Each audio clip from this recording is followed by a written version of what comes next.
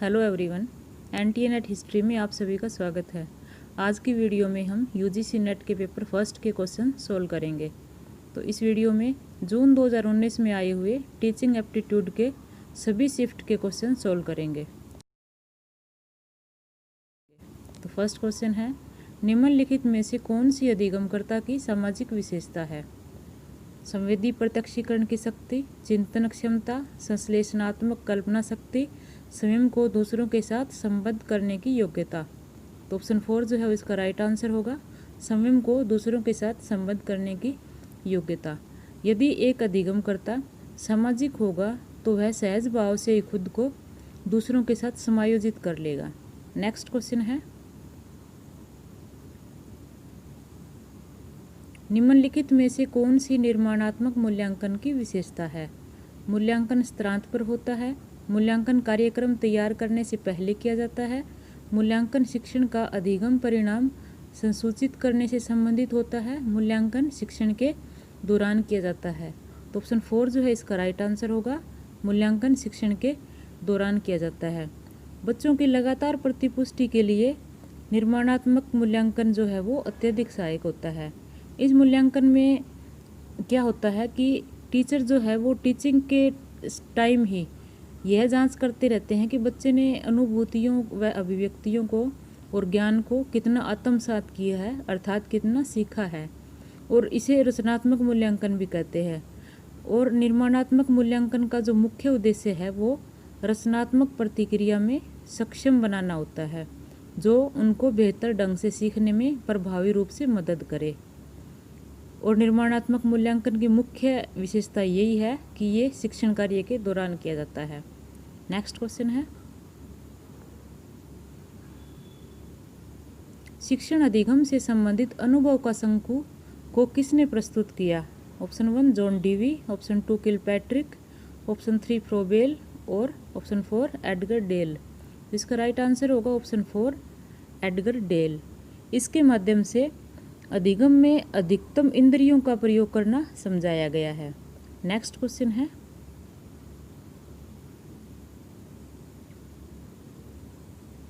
वह अध्ययन क्षेत्र जिसमें प्रौढ़ अधिगम कार्यों हेतु रणनीतियों के रूप में भूमिका प्रदर्शन, अनुगमन और स्वमूल्यांकन का उपयोग किया जाता है, निम्नलिखित में से क्या कहलाता है? शिक्षण शास्त्र, एंड्रोगोजी, नरीविज्ञान और मनोविज्ञान। इसका राइट आंसर होगा ऑप्शन 2 एंड्रोगोजी। एंड्रोगोजी वह अध्ययन क्षेत्र है जिसमें प्रौढ़ अधिगम कार्यों हेतु रणनीतियों के रूप में भूमिका प्रदर्शन और अनुगमन और स्वमूल्यांकन का उपयोग किया जाता है। नेक्स्ट क्वेश्चन है,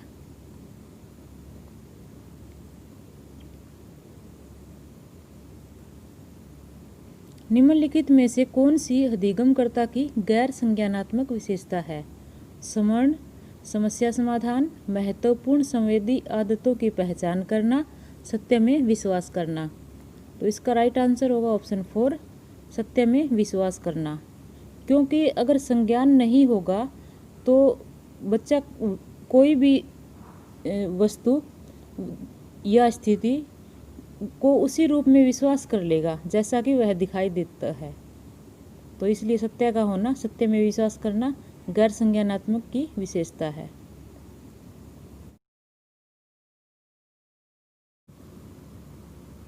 निम्नलिखित में से कौन उच्च संज्ञानात्मक अधिगम परिणाम का उदाहरण है?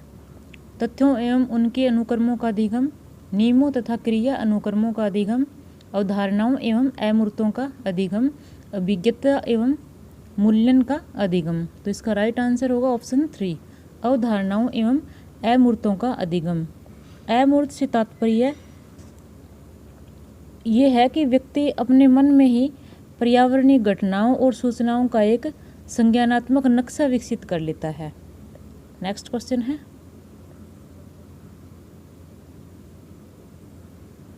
निम्नलिखित में से कौन प्रभावी अधिगम में योगदान देने वाला मुख्य व्यवहार है? किसी विद्यार्थी द्वारा कही गई बात का सार तैयार करना, किसी उत्तर का सविस्तार प्रतिपादन हेतु विद्यार्थियों को प्रोत्साहित करना, प्रत्यक्ष एवं अप्रत्यक्ष प्रश्न पूछने की तकनीक का उपयोग करना, सोपानिक प्रस्तुति द्वारा तार्किक क्रम में अवधारणाओं की व्याख्या करना। तो इसका राइट आंसर होगा ऑप्शन 4, सोपानिक प्रस्तुति द्वारा तार्किक क्रम में अवधारणाओं की व्याख्या करना। प्रभावी अधिगम में जो है अधिगम प्रक्रिया और उससे संबंधित तत्वों का महत्वपूर्ण योगदान होता है। नेक्स्ट क्वेश्चन है,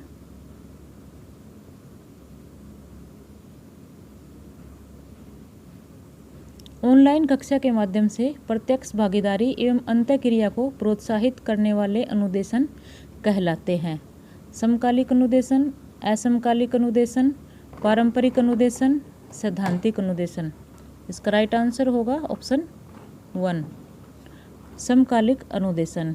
नेक्स्ट क्वेश्चन है,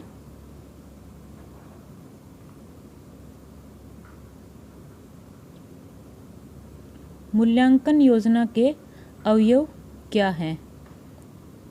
तो इनके देखना है हमें क्या है इसमें से, उद्देश्य, संसाधन, विश्लेषण और प्राधिकार। तो जो फर्स्ट 3 है, उद्देश्य, संसाधन और विश्लेषण, ये तीनों ही मूल्यांकन योजना के अवयव है। तो इसका राइट आंसर होगा ऑप्शन 4, A, B और C। मूल्यांकन से न केवल छात्रों की प्रगति और उपलब्धि का मापन किया जाता है, बल्कि अध्यापन सामग्री और प्रयुक्त विधियों की प्रभावशीलता को भी परखा जा सकता है। नेक्स्ट क्वेश्चन है,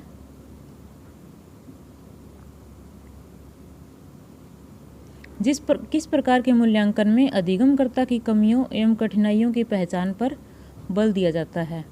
संकलनात्मक मूल्यांकन, अनुवर्ती मूल्यांकन, नैदानिक मूल्यांकन और मानक संदर्भित मूल्यांकन।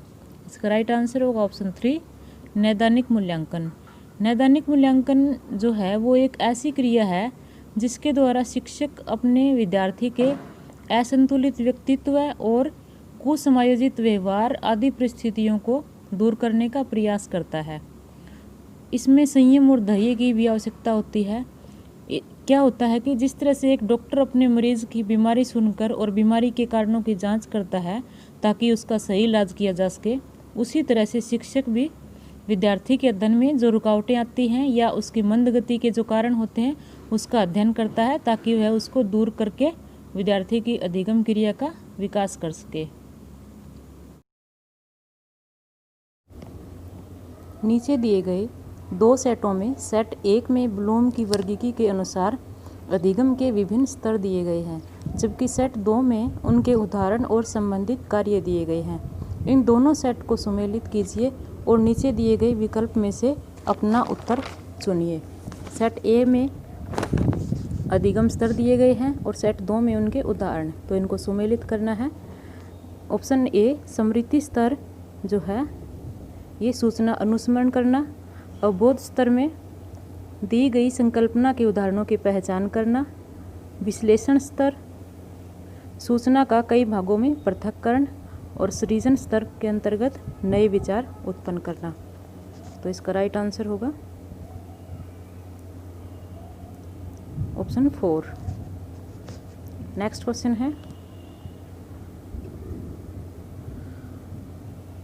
नैदानिक मूल्यांकन से सुनिश्चित होता है अनुदेशन के प्रारंभ में विद्यार्थियों का निष्पादन, अनुदेशन के दौरान अधिगम में विद्यमान समस्याओं के कारणों और उनका समाधान, अनुदेशनोपरांत उपलब्धि की भाषा, अनुदेशन के पश्चात अधिगम की प्रगति और विफलता। इसका राइट आंसर जो है वो होगा ऑप्शन 2, अनुदेशन के दौरान अधिगम में विद्यमान समस्याओं के कारणों और उनका समाधान। क्योंकि अनुदेशन यानी इंस्ट्रक्शन, जब हम इंस्ट्रक्शन देते हैं तो लर्नर को किन किन समस्याओं का सामना करना पड़ता है या फिर उनको क्या समस्याएं हैं, उनका कारण जानने के लिए हम नैदानिक मूल्यांकन करते हैं। इसके अंतर्गत छात्र की समस्त परिस्थितियों का अवलोकन करके विशिष्ट प्रभावों पर ध्यान दिया जाता है और निदानात्मक के अंतर्गत वस्तुनिष्ठ विधियों और प्रविधियों का प्रयोग किया जाता है। नेक्स्ट क्वेश्चन है,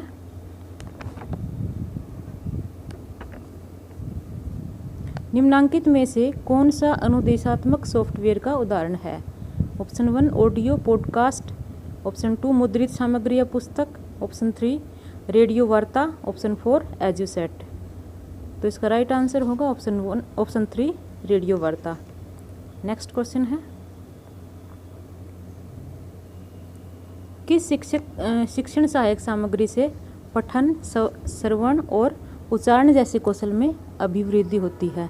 पठन अर्थात पढ़ना, श्रवण सुनना और उच्चारण जैसे उच्चारण करना या बोलना, इन कौशलों में अभिवृद्धि किससे होती है? तो इसके ऑप्शन है श्रव्य भाषिक शिक्षण सहायक सामग्री, वैज्ञानिक शिक्षण सहायक सामग्री, सामान्य ज्ञान शिक्षण सहायक सामग्री, सिद्धांत आधारित शिक्षण सहायक सामग्री। इसका जो राइट आंसर है वो होगा ऑप्शन 1, श्रव्य भाषिक शिक्षण सहायक सामग्री। इस प्रकार की सामग्री के प्रयोग से किसी भी विषय वस्तु के बारे में सुना और देखा जा सकता है, जिससे कि अधिगम क्रिया आसानी से हो जाती है। नेक्स्ट क्वेश्चन है,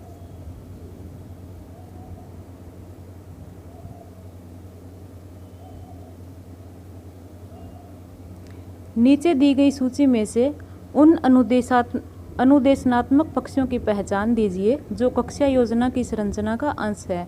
सूची के लिए नीचे दिए गए विकल्प में से अपना उत्तर चुनिए। अनुदेशनात्मक क्रियाकलाप की सूची, तो इस सूची में से हमें जो है राइट ऑप्शन चुनने हैं कि कौन कौन से ज़रूरी होते हैं।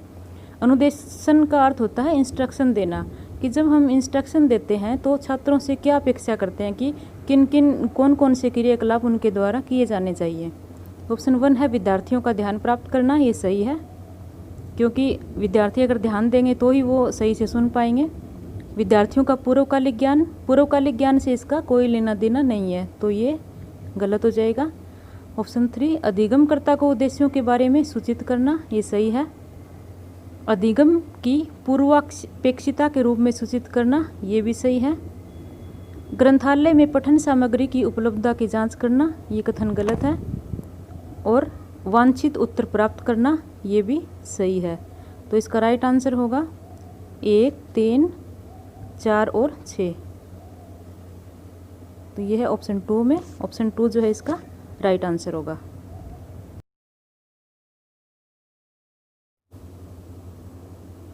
कोई अध्यापक कक्षा में अपनी प्रस्तुति के समर्थन में बहुत से सकारात्मक और नकारात्मक उदाहरण प्रस्तुत करता है।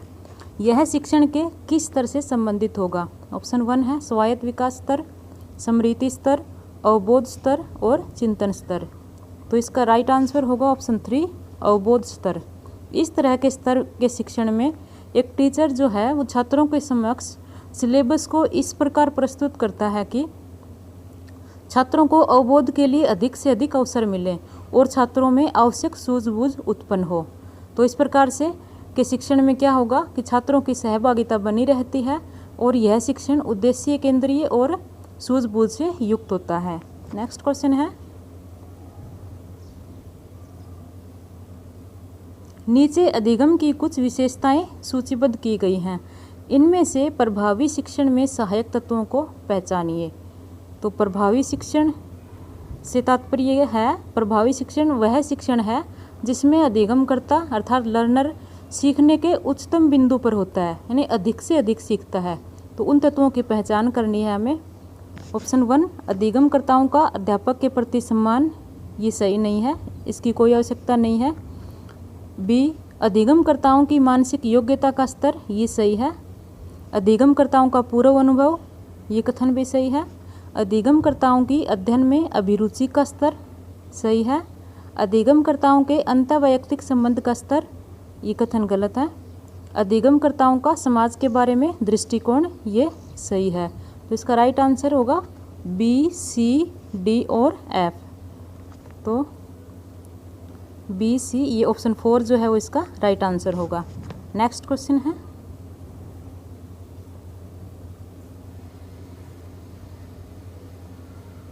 नीचे 2 स्तंभ दिए गए हैं। स्तंभ ए में शिक्षण पद्धतियों की सूची दी गई है और स्तंभ बी में पद्धति के फोकस की सूची दी गई है। स्तंभ ए और स्तंभ बी को सुमेलित कीजिए। तो इनको सुमेलित करना है। व्याख्यान पद्धति के अंतर्गत क्या होता है? बहुत अधिक ज्ञान प्रदान करना। प्रदर्शन विधि, अनुभव आधारित अधिगम। परियोजना विधि, विद्यार्थी विभिन्न कार्यकलाप एक साथ निष्पादित करते हैं और सीखते हैं। और सहयोगात्मक विधि, किसी कार्य में प्रतिभागपरकता पर जोर देना। तो इसका राइट आंसर होगा ऑप्शन 4। नेक्स्ट क्वेश्चन है,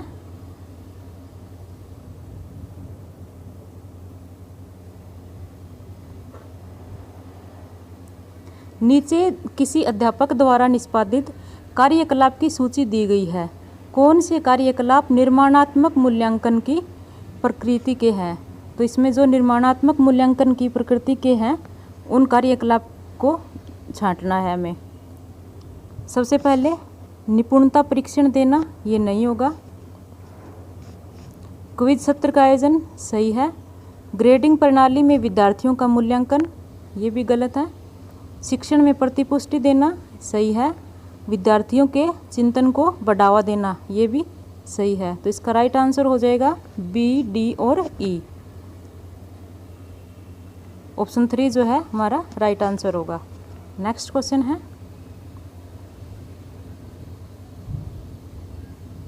नीचे दी गई सूची में से उन शिक्षण विधियों की पहचान कीजिए जिनमें संवादजन्य विमर्श की बहुत अधिक गुंजाइश होती है।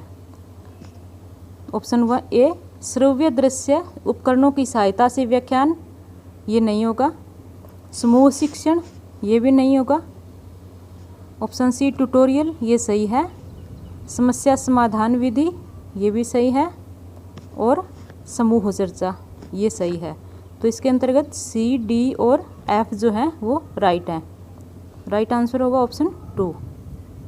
नेक्स्ट क्वेश्चन है,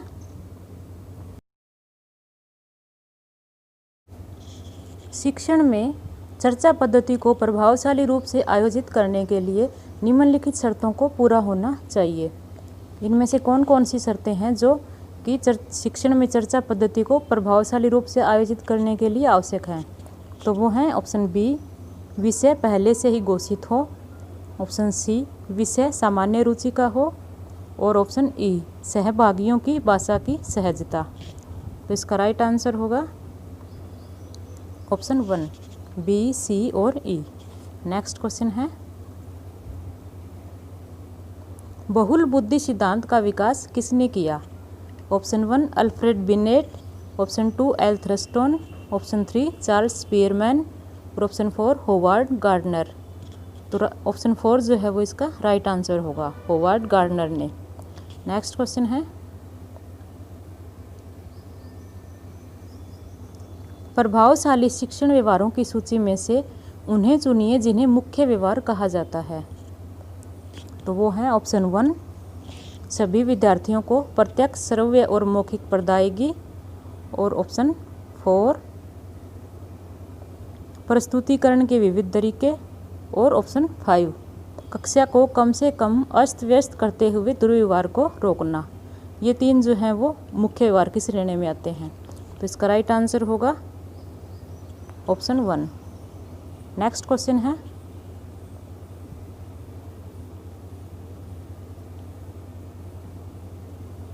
निम्नलिखित कथनों में से कौन सा समावेशी शिक्षण की अवधारणा की व्याख्या करता है? ऑप्शन 1 शिक्षक नैसर्गिक रूप से प्रतिभावान विद्यार्थियों के अधिगम को सुकर बनाता है, ये गलत है। ऑप्शन 2 शिक्षक कमजोर विद्यार्थियों के अधिगम को सुकर बनाता है, ये भी गलत है। शिक्षक विद्यार्थियों को सिखाने के लिए उनके माता पिता का सहयोग लेता है, ये भी गलत है।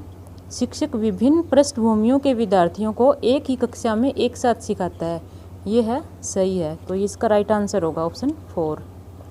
नेक्स्ट क्वेश्चन है,